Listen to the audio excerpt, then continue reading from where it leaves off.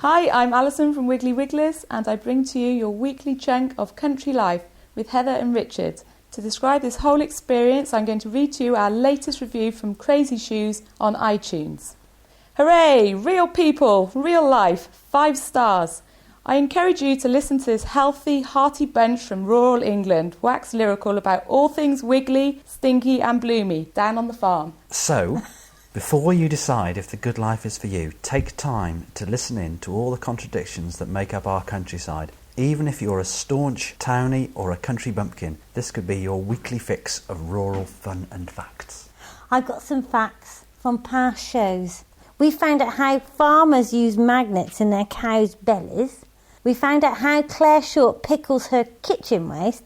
And we found out how to understand TB from the badger's point of view, the farmer's point of view, the cattle's point of view, and the human's point of view. But on this day, I will reveal what's on offer at a garden party at Buckingham Palace, because you cut me out from telling you about it last week. And Ricardo has been fishing for the one and only Hugh Fernley Whittingstall. Not actually fishing for him, obviously, but going fishing for... A fish for him. Exactly. Monty's Wormcast is back, and Monty and I head off to Richard's to hunt for one sort of worm or other. Farmer Phil's stuck on his combine, so we have a roving Ricardo report straight from the cab next week. And Rich, I thought for the farmers out there I could give a quick report on the yields. That'll be interesting. So, 160 acres of barley have been harvested at Lower Blakemere, and the yield is 2 3/4 tonnes an acre, which is disappointing. Average yield is 3 1/4 tonne. What about on your farm, Al? I'm not sure. I think they're down a bit this year, but it's quite good to tell listeners the yields because a lot of farmers listen. And my brother certainly says, "Oh, I wonder what Farmer Phil's yield is." You know? It'd be good to know about the others. Well, he thinks the yield is down because of the cold and drought in the spring, and obviously now we've got a drought. The straw is fine, and there's a record price on straw at the moment. Garnons, which is a local estate, have averaged £52 an acre for over 600 acres. And last year, this farm sold all our straw for £35 an acre. It's a big difference, isn't it? Yeah, I think it's because everyone's barns are empty because the winter was long. Ah, yeah. Grass seed, 75 acres have been combined out of 190, and the yield is very good. Very happy grass story. So you can find out more about that when Richard climbs the combine steps. Takes my with his twisted knee. Yeah. Should be good.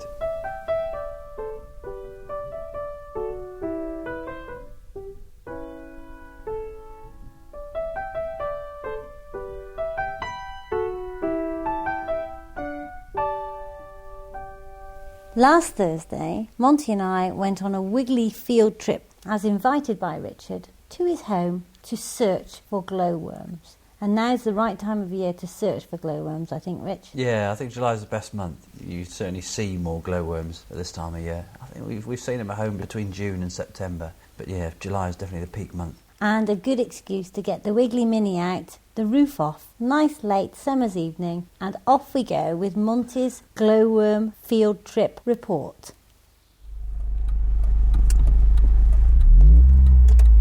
We're in the Wiggly Mini and we're going to Richard's, and it's 9 o'clock at the moment.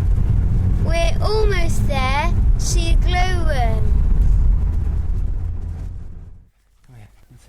George, come and sit down. We're with the dogs on top of the field. What are the dogs called, Mum? George and who is it, Richard? George, what's the other one called? Yeah. Something and Jill. Something and Jill went up the hill. Jack and Jill. Jack and Jill, so it's Jack and George, isn't it? Jack and George. Jack and George. Yeah, Jack. You see all these berries on here, Monty? See, Yeah. George is trying to pick these. When we were kids, we used to call them bunny berries. They stick to the fur of animals. I had Are them. they called sweethearts? Sweetheart. Do you know what they are, though? Do you know what plant? Because Wiggly sell these plants. It's agrimony. When the animals brush past them, they get covered in these, and it's a really I get effective them way of stuck all over spreading my... the seed. Yeah, you will. Fish, Or maybe because you're kind of fairly low to ground, yeah, aren't you? So I suppose you probably get covered in them as well. Hey, don't see hair. Yeah. We can see We can see Markle Ridge, can't we? Yeah. And then, what can we see? What's all this area here? So your Blakemere is based over that way. Yeah. And this is all the Herefordshire Plateau. So the Herefordshire Plateau starts down there by the church. And we seem to be about the highest point. No, this is one of the highest points. This is the top of Common Hill. And then all that down there is the Wye Valley AOMB. Goes right the Area way of down. outstanding beauty. That's it. What's so fun about the meadow? What's so fun about the meadow? Well, this meadow, it's on calcareous grassland, so it's on really impoverished soil. So the soil is very, very thin, not much nutrient in there at all, which is why you see that the grasses are quite low, quite small, very dainty, aren't they? And it gives more plants, doesn't it? Gets more plants, very good, well done. It is, it's more biodiverse. You get a lot more flowers because they don't have to compete with the grasses so much. Because you know, in some of Daddy's fields, the grass is very thick, isn't it? Because the grass is grown purposely for animal feed and, you know, hay and silage and whatnot, so it has to be very thick, but you don't get many flowers as a result. Whereas up here, very difficult to manage it other than by grazing with sheep and whatnot. And so the grass doesn't get that thick, and as a consequence you get all sorts of lovely flowers growing in, like agrimony. And you've got perforate St John's wort. Perforate St John's wort. That's it, and has lovely little yellow flowers on it. Quite tiny. This Yellow, is quite tiny, but pink. in a nutritious soil it would be, you know, twice that size, and the leaves will be much, much, much bigger. That's about 4 centimetres. And you get clovers. You see all these, they look a bit like thistleheads. Do you know what those are called? They're quite tiny here, but you've got a lot in your garden at home. A lot in the Wiggly garden. Oh, And they're much, much taller. Jenny said they were too tall. At the weekend, said they shouldn't be that tall. Do you know what those are called? It's a lesser knapweed, and it's really good for bugs. They love it. Very rich in all sorts of bug fodder. So that's the head of the knapweed that's turned to seed. Because whilst all these flowers are perennials, do you know what perennial is? No. Well, perennial is a plant that lives for more than 1 year, but they still need to seed and then spread themselves around. Oh. So an annual, do you know what an annual plant is? An annual book? Annual, yeah, it's same thing, same kind of principle, yeah. It's a plant that lives for a year. Like a poppy. Oh, like the Anno Beano book 2006. Indeed, absolutely. Why don't you tell the listeners what you saw on the way up under the tin? When we were coming up, Richard was looking for something under the tin roofs, and we were looking for a slow worm. Then we looked a bit further along, and then we found one. And Richard, what's it like being a slow worm? What's it like being a slow worm? Well, You should know this, Rick. yeah, I should, Yeah. I should, you're right. Very good. You're just giving your mum all this ammunition, Monty. Inadvertently, so I appreciate a it. slow, slithery worm that comes out from under a piece of tin. It's not very slimy. Yeah, not slimy at all. No, not slimy. No slimy. Yes, go on, Rich. Yeah, I mentioned that the tails break off. Sometimes when you grab hold of them from the tail, it's like an escape mechanism for them. And if a crow or a fox or a cat or something grabbed hold of one, and the tail might snap off, and they leave the tail behind, which kind of thrashes around frantically, and the slow worm wiggles his way and disappears and makes good his escape. And the tail keeps on moving for ages. You know, whilst the slow worm doesn't really suffer any ill effects, it's pretty unpleasant to put them through that, because it does cause them quite a lot of stress. So it's always worth avoiding handling them, but if you do handle them, to handle them in the uppermost part of the bodies, so as you don't snap the Near tails the off. head. Near the heads, yeah. And it's handle not them actually gently. a worm, is it, Rich? No, it's not. It's like a slug, isn't it? it's like it's a legless lizard. And it's not actually a snake, even though they look more like snakes than they do lizards. But the heads are very, very tiny. But they're big enough to consume massive quantities of slugs. There's a nice view up here. There is a nice view up here, yeah. Yeah, what's the river you can see down there? River Wye. River Wye. Do you ever go down the Wye close to home? Sometimes, yeah. So what are we waiting for, team? Well, waiting for the dark. Waiting for the dark. Why are we waiting for the dark? Because we're going to see the slow worms, and they only come right Not slow at worm. night. Which one? Oh, it's not slow worms, glow worms. So what are they? If a slow worm's a legless lizard, what's a glowworm, Rich? And they're more like a A legless bulb. They're more like a beetle than anything else. They're sort of segmented, incredibly slow-moving, fat, unfortunate creatures, really. Which is why they haven't done so well, I guess, in the big scheme of He things. mentions me now, that's it. They're green as well. Green and fat. No. Green, fat. No, you don't look anything like a woodlouse. Like you. we'll get a torch and then we'll try and illuminate one as well a bit And later. why do they glow then? They glow to attract a mate, and it's the females that glow, of course, and then the males are flying around looking for a mate, and then they'll see the derriere, the female, and they'll drop down and they'll mate with them. Fly? Male glowworms fly, yeah. As in lots of cases, the males are a lot more animated and they move a lot more than the females. Right, we're heading down the bank. Here now, okay. Can't hear any owls. Just be a bit early yet. Oh, wow! Yeah! That is weird, isn't it? Weird, isn't it? Yeah. Right, so what we can see is a kind of a, fluorescent light. It's like a magnet. You can just about see the division. They've got like little segments. Kind of segments. Yeah. So you can just about see that little segment that divides it. It's like a worm. You can see two little eyes. What? You can see two little green eyes. It's amazing, isn't it? Funny looking little thing, isn't he? So he's kind of hanging on. What was he doing then, Rich?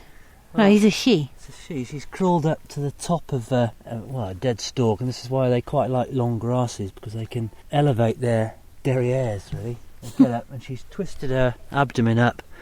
She's obviously illuminated herself, but she's there trying to attract a mate by having this little tiny light that is essentially in a really dark bank. I think she's going out now. Turn the light off, we can see. No, she doesn't. That's amazing. Yeah, I wonder if there's any. There will be some more. Oh! There's one in there. Oh, yeah! I saw two. Oh, yeah, there's another one. one over there. Yeah. Oh, yeah, there's one. And is this unusual to see this many glowworms then? It is unusual.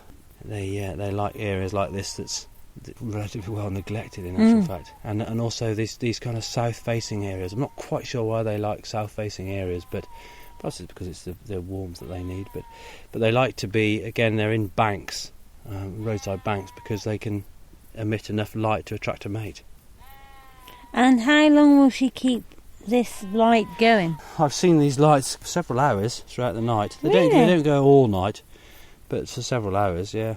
And so somewhere around here the males will be flying, Yeah, looking the males will be out flying. for this. So you do see them right up through here, right up round Common Hill. There are glowworms, but this is the best place to see them. But What do you think, Mum? Really good. Yeah, that's it, yeah. Good That's the way. boy. Yeah, that's it. That sounds like a lot of fun, you guys, at Richard's place over the other side of Hereford. I've never actually seen them. We certainly haven't got them on our farm. Would you just see them normally, Rich, or...? So they're like little light specks in the ground, so you can see them because you've got this dark bank, pitch black, and then suddenly as you're walking along you might see a little tiny light that glows up from the bank. And it looks completely out of place, and you think, well, what on earth is that there? It looks just like a little isotope stick that you'd snap and put on the end of a fishing rod or something. Well, why would they be at your place then, really? Well, they like they particularly favour calcareous grasslands, so impoverished soils, because again they're in a situation where the grass isn't too dense. So once they crawl up something like a knapweed, then the males that fly over can see them in the ground. They eat slugs and snails. Oh, they're so tiny. They are tiny. What they do, they've got little mandibles. Obviously, they don't need to move particularly fast to catch up with a slug or a snail, but what they can do is they can latch on and then they'll suck the juices from the slugs and snails. And what is interesting is sometimes a big old common garden snail may well survive an attack by a glowworm because they can afford to lose some of the juices, so the glowworm will attach itself and sup away for an hour or so and then release its quarry and go off about its own business again. And the snail will do exactly the same thing. Wow. The 3 segments are sort of fluorescent green. How does she manage to light up? Well, Michael's told us all this morning, hasn't he, from his school days, which is amazing. So how on earth anybody could remember a chemical process from as far ago as your school days, especially as far ago as Michael's school days must have been. It's a combination. I think ultimately it's a combination of luciferase and luciferin. The luciferase is an enzyme, so you have a sort of which acts as a catalyst, and it's fueled by the body's energy molecule, which is adenosine triphosphate, and ultimately that combination makes it glow.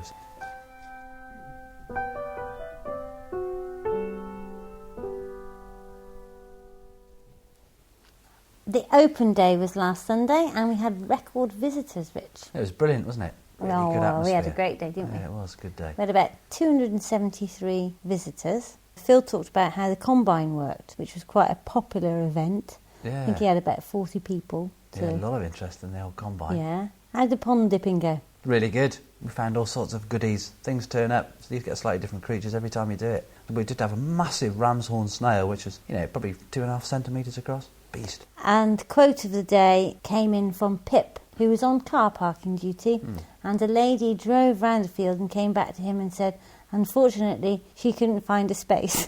And how big's the car park? 50 acres. So he parked the car for her in between the bales.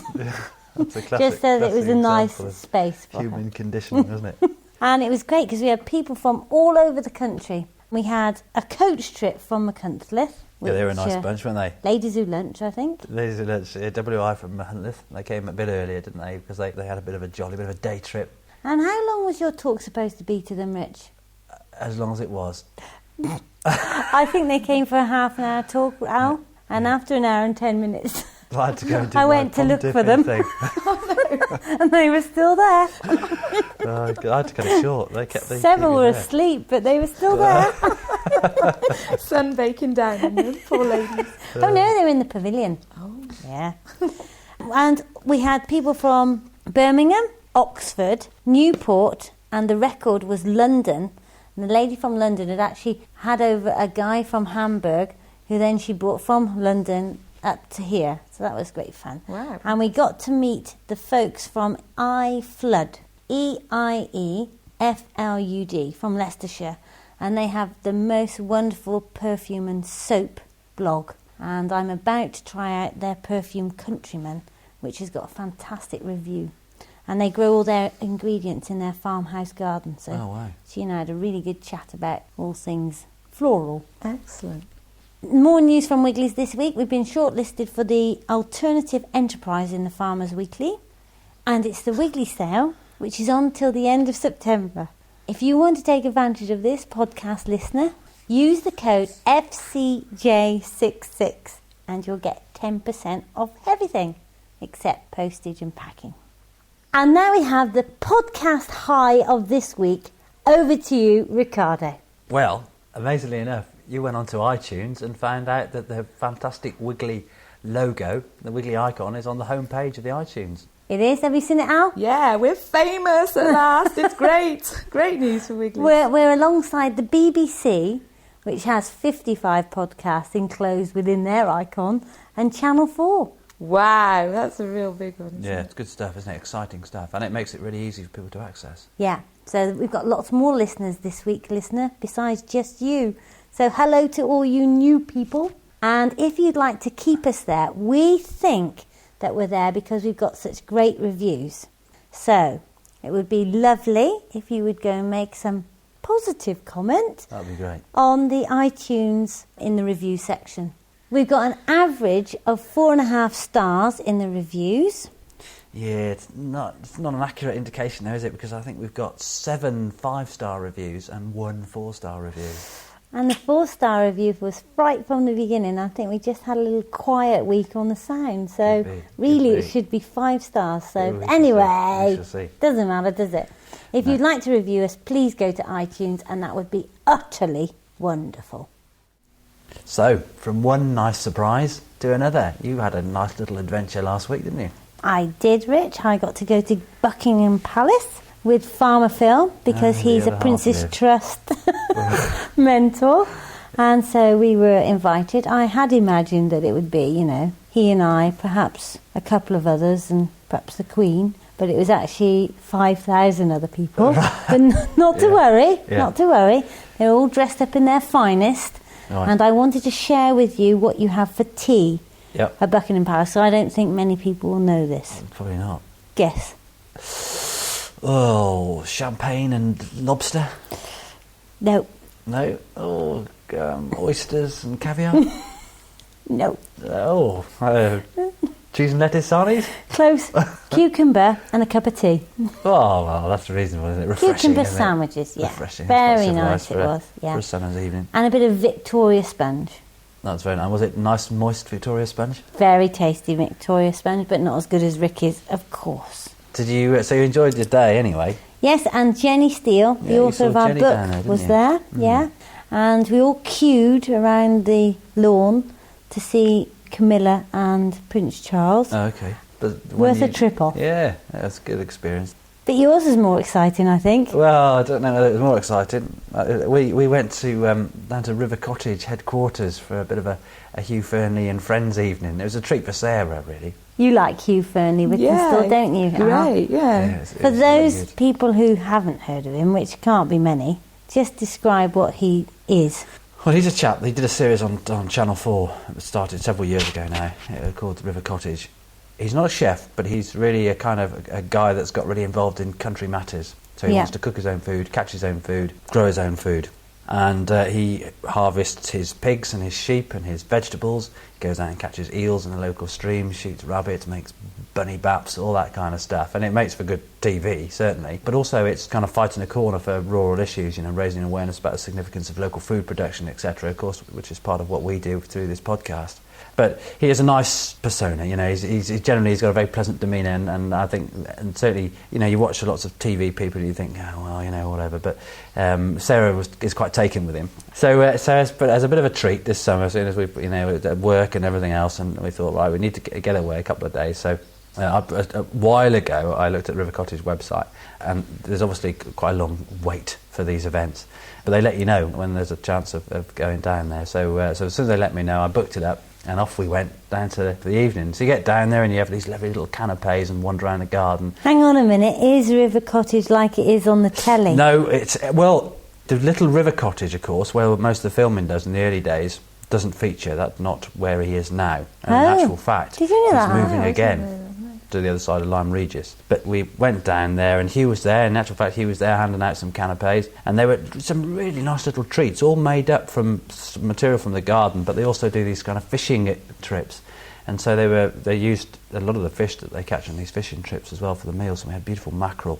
And we even had some pouting, which pouter, when you catch them, you think, well, I'll try them. But it's very difficult to get anything out of them. The meat tends to be of a poor quality. But what Hugh was saying is if you're going fishing for these things, which is absolutely right, then you should try and make use of them, because in actual fact, when you get pout to surface, their guts tend to blow and their eyes sort of pop and whatnot. So they're going to die anyway if you let them go. So it's good to do something with them. So they made these beautiful little treats with kind of grated pouting in effect. They were so tasty. So these guys toiling away in the kitchen, and we sat down with these long tables, and then we had this kind of discussion, you know, this audience with Hugh, and he had a couple of mates. He had Nick Fisher sat to his right. Nick Fisher did Screaming Reels, a TV programme a few years ago, and I've done a bit of filming with Nick Fisher. You did, yeah. He came here and I delivered worms to the lion, and he filmed it on Screaming Reels. Oh, right. Oh, fantastic. Oh, that's interesting. Yeah, so the lion, of course, is up here at Bredwardine, and it's a bit of a landmark for a lot of fishermen that go fishing on these reaches of the Wye. Yeah, salmon fishing years ago, and now more barbel fishing. Yeah. Oh, wow. But he seemed like a nice bloke as well, very chatty and whatnot. So it was an opportunity for the audience to talk to Nick and Hugh, and then he had his other friend who I've forgotten what he was called, but this chap who looks after his garden and whatnot, so he's this kind of gardening guru. People were asking a few steady questions about this and that, talking about maggoty peas and things, and I thought, wow, they need livening up a bit. so in an attempt to make everyone laugh, and it obviously worked, is I talked about a couple of points. They were talking a bit about TB. And of course, having this great knowledge that I've got from listening to Farmer Phil, I thought I'd get a few points in about badgers and TB and how the badger populations are looked after at Blakemere and whatnot. And the fact that people were saying about hedgehogs and how they were worried about losing their hedgehog. In fact, badgers eat quite a lot of hedgehogs, so we have lots of badgers, very few hedgehogs. And also, there was a point that I picked up, because Sarah's followed a few of Hugh's recipes. Now, one, a few years ago that we followed, was a puffball stuffed with pigeon breast. Thought, I've got to try that. I was just in a situation where we were living at the bottom of an orchard, and the orchard was full of puffballs. So I went and picked a couple of puffballs and cooked this recipe up exactly to the specifications in the book. and it was disgusting. It was foul. It was absolutely foul. And I said to Hugh, so were some of these recipes in your book because you like them, or are they sort of in there for effect? And he was rattling on and saying about why he'd done this way and why he'd done things in this way and that way. But he wouldn't answer the question, so I kept saying, you haven't answered the question. You haven't answered the question. So, because it made everybody laugh. And in the end, he did admit to saying that, well, in actual fact, that particular recipe, it did remind him of boiled socks. So, one to avoid. But yeah, really, really good evening. Well worth going. I would say that if anybody wants to go, it's an interesting thing. It lacks any pretension. You know, it's all very genuine. The team that they've got down there cooking and stuff are fastidious, really warm and welcoming. But you've had to have the day off this week, Rich. Yeah, well, as things transpired, I had a rattle with Hugh and Nick Fisher about fishing, obviously, zander fishing. I remember Nick Fisher did a little show with Neville Ficklin years ago about zander fishing, and I invited them up to stay with us. They wanted to do some zander fishing. I'd take them on the 7. And anyway, got a call last weekend, and it was one of the guys from their team, Catherine, and they wanted some zander. What are zander? Demonstration. Well, zander are a bit like they're in North America. They would be very similar to walleye. So any American listeners will immediately know what they are. Walleye, incredibly tasty fish. Zander, they do farm them on the continent, extensively farm them. Beautiful tasting fish. They look a bit like a cross between a pike and a perch. They're not. They're their own specific species, and separate species entirely. And they've got nice, very, very attractive, like shiny metallic scales, quite rough, big spiky dorsal fins, and quite a long, pronounced snout with a few lovely sharp teeth. But their numbers are increasing quite dramatically in some of our waterways in the UK. So I've got a bit of a passion to go fishing for zander. Not only do they taste good, but they look fantastic. So I know I was talking about this, and they rang me up and they said they want a couple of zander to use for a demonstration on Friday. Oh, so, no pressure then. The pressure was on. So I thought, right, it's got to be Tuesday night, isn't it? This time of year, zander tend to feed at night. You know, you won't catch them in the daytime. So it's a question of having to go at night. I enjoy going at night, but logistically it can be difficult if you've got to work the day after, etc. to try and stay awake, you know, and whatnot. I know you think I spend most of my day asleep anyway. But yeah, I do. Anyway. So Tuesday night, Sarah and I got our stuff together, and I did a talk first. I had to do a talk, didn't I, for Wiggly's at a Linton Gardening Club. A lovely bunch, in actual fact. But straight after, not now, Rich. Just carry on, mate. Straight after the talk, got on the M50, straight down to the 7. We wandered down to the riverbank, got all our stuff set up, and got Sarah's bed chair out and everything, a little sleeping bag to tuck her up in there for the night. And we took one of the dogs with us, and I set the rods up. And I was expecting big things, and usually you get a run about 11:30, 12 o'clock. You know, you can expect a run, first fish of the night. Nothing.